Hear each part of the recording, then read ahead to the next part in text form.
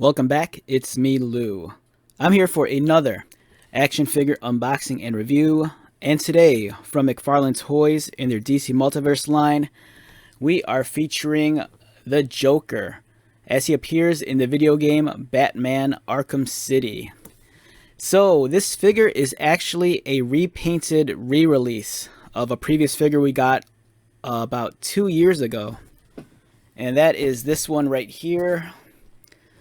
This is the original Joker figure from the first video game, Arkham Asylum. So the one thing you'll notice immediately is that there is a very, very different color scheme. The first figure was a lot brighter, had a lot more vibrant color tones, and it was very eye-catching, beautiful figure. This figure is somewhat harder to find on the secondary market, and it's actually quite pricey if you can find it mint in box.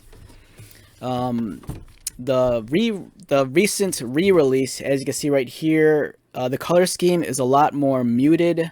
It's a little bit dirtier, grayer, and the figure is covered in blood splatter on his face. It's no surprise that McFarlane would re-release this guy, just because it was so well done. In my opinion, I think this might be my favorite Joker figure in the McFarlane DC Multiverse line. Everything about this figure was so spot on perfect. It captured the likeness to a T. Beautiful texturing and detailing throughout his costume. He had gold buttons, a gold chain, the pattern running along his trousers and his coat were just spot on perfect.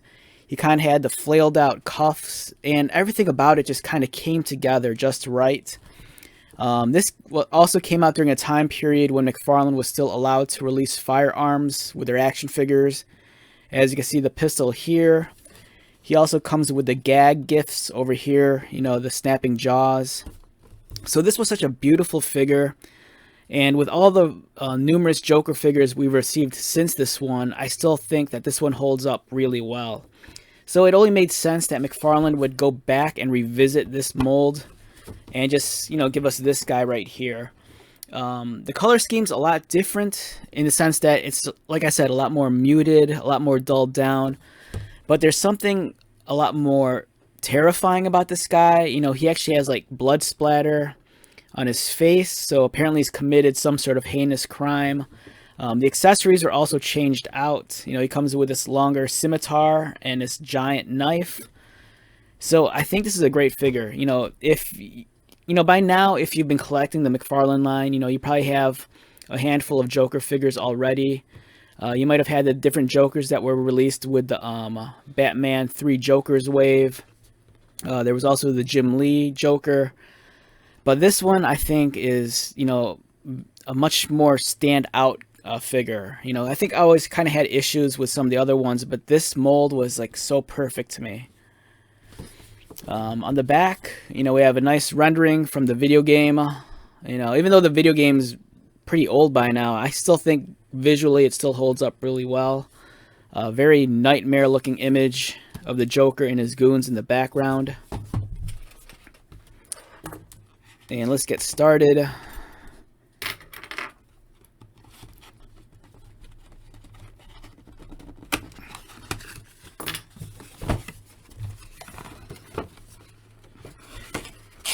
It's been really nice that throughout this past year, McFarlane has given us a number of characters from the Arkham series of video games. The designs, they kind of stray from the traditional comic book, but I always enjoy the somewhat hyper-realism that the costumes convey. They're always super detailed, well-sculpted, and just overall, really incredible interpretations and modern takes on these classic villains and heroes. And as you can see, like I pointed out a couple of times already, much more muted color scheme. It's a little bit bordering on the grays and neutrals. But very striking nonetheless.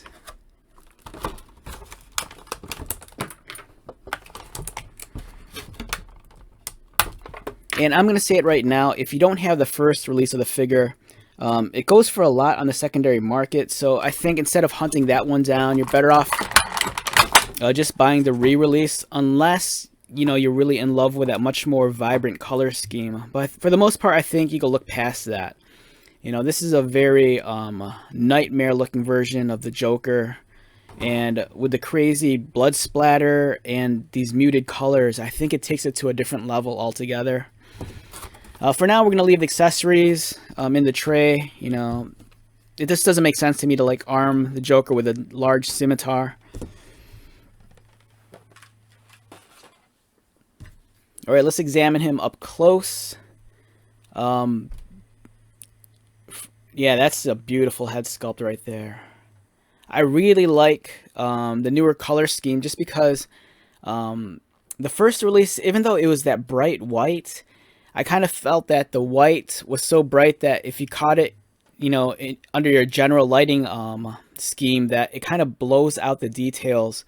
With this somewhat off-white and the grayer tones, it really kind of like captures all the folds and crevices and lines on his face. So this guy is pretty photogenic. This guy wants to be photographed. He has that like extended jaw. It's really cool, especially like how his hair kind of like sways back, and the blood splatter I think is done just right. It's not too excessive. It's just enough to convey a story. Maybe he was interrogating a victim. Maybe he just, I don't know, took out Jason Todd with the crowbar. It's really beautiful.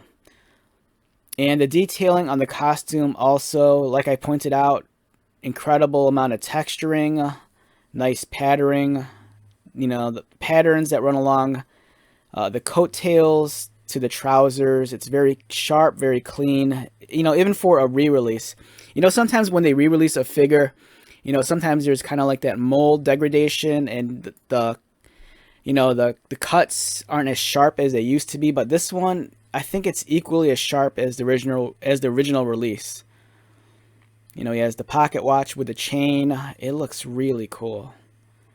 The belt buckle has some detailing, and some of these pieces, they actually have like an ink wash applied.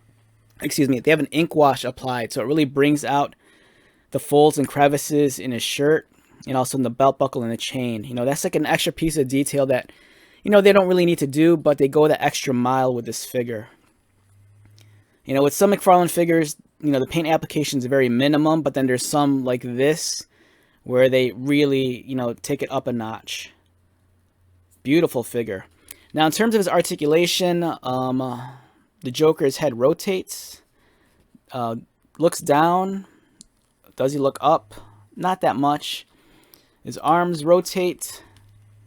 As you can see, he's on that ball socket butterfly joint, and it kind of pops out every now and then, but it's easy enough to just kind of like reinsert, so that's not too problematic. He has a cut above the bicep, double pinned elbows. So also keep in mind, this figure is 2 years old now. It's one of the earlier releases in the McFarlane DC Multiverse line, but for the most part, I think it still holds up really well. The sculpting and the presentation of the figure kind of reminds me of the older McFarlane figures that we got in the late 90s and early 2000s. Just, it kind of has that kind of certain level of detail, especially with this paint application. It really feels like a throwback in some senses to those older figures.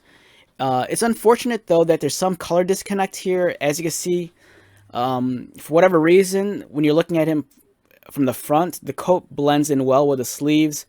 But then once you view him from the back, there's some slight disconnect with the color here. Maybe it's the lack of a wash, but the back of the coat is a lot brighter and kind of sticks out a little. But that doesn't bother me too much. Nice soft material here that's easy to fold. Really impressed with that. Double pinned elbows, articulated wrists. He still has a trigger finger, so if you have any like pistols or firearms, you can easily, arm the Joker with that.